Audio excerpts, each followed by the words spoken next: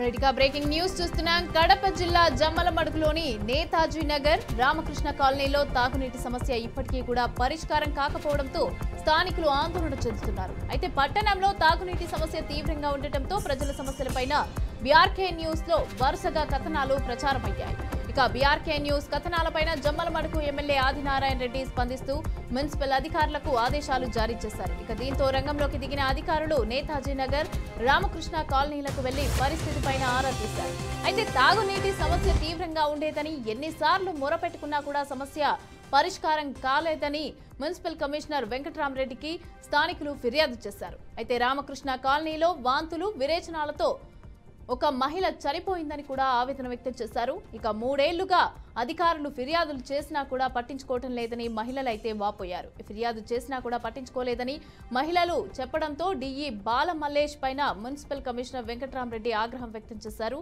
త్వరలోనే తాగునీటి సమస్యను కూడా పరిష్కరిస్తామని కమిషనర్ వారికి హామీ ఇచ్చారు.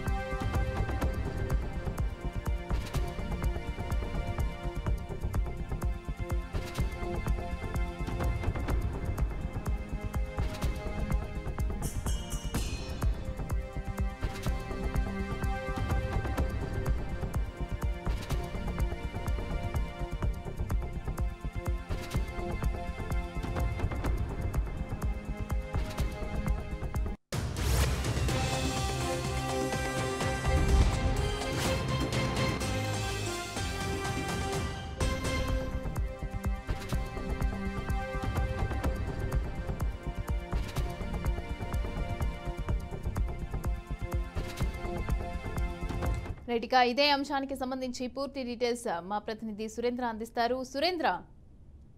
ఎస్ మమత, జమ్మలమడుగు పరిధిలో ఉన్నటువంటి కన్నెలూరు ఏరియా అలాగే నేతాజీ నగర్ లో కలుషిత నీటిని తాగడంతో ఒకసారిగా 25 మంది వరకు ఆసుపత్రి పాలైనటువంటి సంఘటన నిన్న చూసాము. దానికి సంబంధించి బీఆర్కే న్యూస్ ప్రత్యేకంగా వార్తలు కూడా అందించడంతో వెంటనే అధికారులు రంగంలోకి దిగారు. ఇప్పటికి కూడా కొంతవరకు సహాయక చర్యలు అయితే చేస్తున్నటువంటి పరిస్థితి కనిపిస్తా ఉంది. నిన్న తాగునీరు తాగడంతో అది కలుషితమైన నీరు కావడంతో ఒకసారిగా వాంతులు విరేచనాలతో ఒక మహిళ కూడా మృతి చెందింది. రామకృష్ణ కాలనీలో ఇప్పటికీ కూడా కలుషితమైన నీరు వస్తుందని చెప్పి అక్కడ ఉన్నటువంటి స్థానికులు చెప్పుకొస్తున్నారు. వెంటనే మున్సిపల్ అధికారులతో పాటు స్థానిక ఎమ్మెల్యే ఆదినారాయణ రెడ్డి కూడా ప్రత్యేక చొరవ తీసుకుని అక్కడ ఏరియా ఉన్నటువంటి వాటర్ ట్యాంకులు కావచ్చు, పెన్నా నుంచి వచ్చే లీకేజీలను అన్నింటినీ గమనించి వెంటనే వాటిపై సత్వర చర్యలు తీసుకోవాలి, మంచినీటిని అందించే విధంగా యుద్ధ ప్రాతిపదికన అన్ని పనులు సాగించేలా ఎమ్మెల్యే అయితే చెప్పుకొస్తున్నారు. దాంతో పాటు మున్సిపల్ అధికారులు కూడా కొంతవరకు అక్కడ ఉన్నటువంటి డిఈ పైన కొద్దిగా ఆగ్రహాన్ని వ్యక్తం చేస్తా ఉన్నారు. ఎందుకంటే దాదాపు 3 సంవత్సరాలుగా కూడా ప్రతి ఏడాది